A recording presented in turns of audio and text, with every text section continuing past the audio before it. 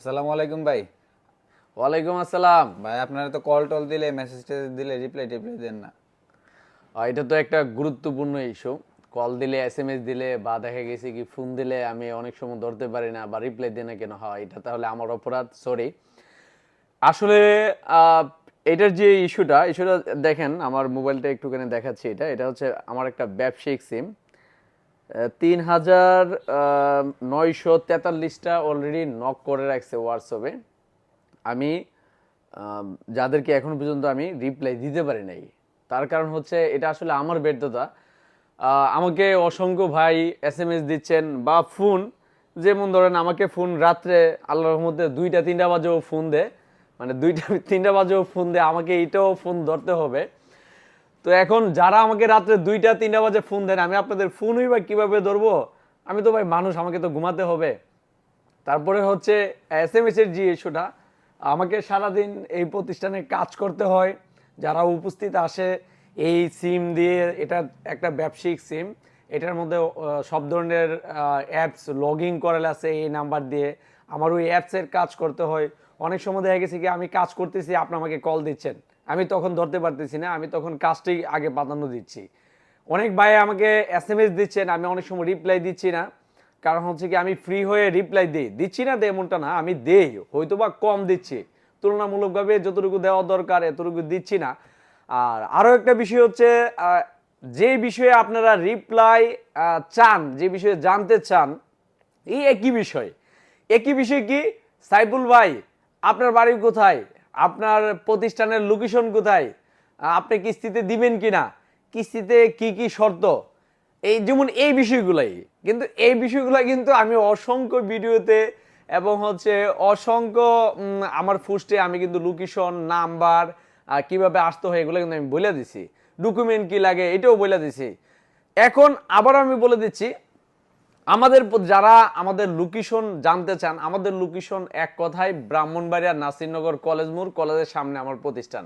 আপনি আমাদের এখানে কলেজ মোড়ে এসে যে কাউকে বললে যে হ্যালো সাইবুল ভাইয়ের শোরুম কোথায়, আপনাকে বলে দিবে।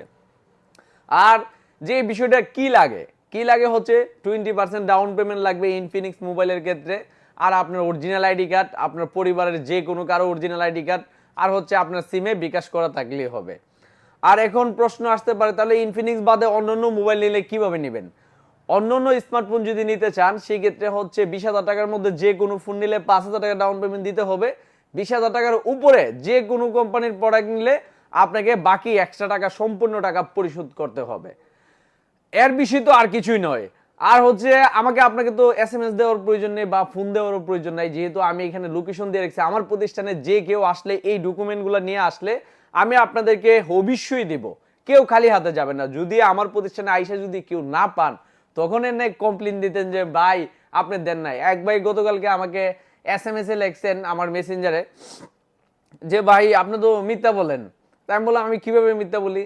পরে বলে যে ভাই 2 দিন আগে আপনাকে নক দিলাম, আপনি উত্তর দেন না হোয়াটসঅ্যাপে। তাই আমি বললাম ভাই হোয়াটসঅ্যাপের সাথে এটা কি সম্পর্ক, আমি মিথ্যা বলি এটার তো কোনো মানে নেই। না আসলে আপনি উত্তর দেন নাই দেখে এজন্য কথাটা বললাম। তো আরো একটা বিষয় হচ্ছে, গতকালকে আমার এক ফ্রেন্ডের সাথেও অনেকটা মনোমালিন্য হয়েছে এই কলের ইস্যুটা নিয়ে। যেমন আমার বন্ধু আমাকে কল দিছে মেসেঞ্জারে। তে আমি আসলে যখন থেকে আমার এই 2টা নাম্বার ভাইরাল হয়েছে টিকটকে, ভাইরাল হওয়ার কারণে কিন্তু আমি রাত দিন 24 ঘন্টা এটাতে মিনিটে সেকেন্ডে সেকেন্ডে ফোন ঢুকে, একটার পর একটা ফোন ঢুকে। আমি অনেক সময় ফোন ধরি, অনেক সময় ফোন ধরি না।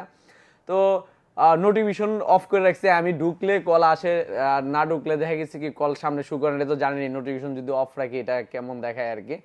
তো সেই বিষয়ে আমার বন্ধু একজন আমার দোকানের সামনে আইসা আমাকে মেসেঞ্জারে নক দিয়েছে। তে আমি হয়তো বা মোবাইলের দিকে থাকাইছি, উনি মনে করছে যে না আমি কল দেখেও ধরি নাই, উনি রাগ করে চলে গেছে। যাই হোক, এটা কোনো বিষয় না, আমার বন্ধু আবার ঠিক হয়ে যাবে।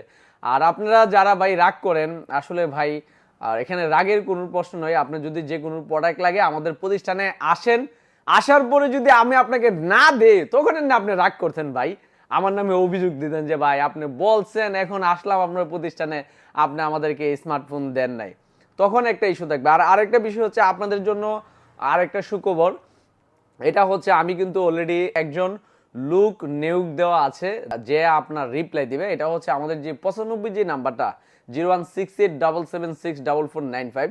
এই নাম্বারটায় যদি আপনারা হোয়াটসঅ্যাপে নক দেন বা ফোন দেন, আমাদের প্রতিনিধি ধরবে, এবং যদি আরও কোনো কিছু জানতে চান সে আপনাদেরকে সব কিছু বলে দিবে। আর আমার নাম্বারে 388 যেটা, এটাতে যদি ফোন দেন অনেক সময় না পান, সেই ক্ষেত্রে কমার দৃষ্টিতে দেখবেন, ওই নাম্বারটায় ফোন দেবেন। ফোন দিলে আমাদের প্রতিনিধি আপনাদের উত্তর দিবে এবং যে কোনো বিষয় জানতে চান উনি আপনাদেরকে বলবে। আপনাদের জন্য এর জন্য একজন লোক নিয়োগ দেওয়া হলো।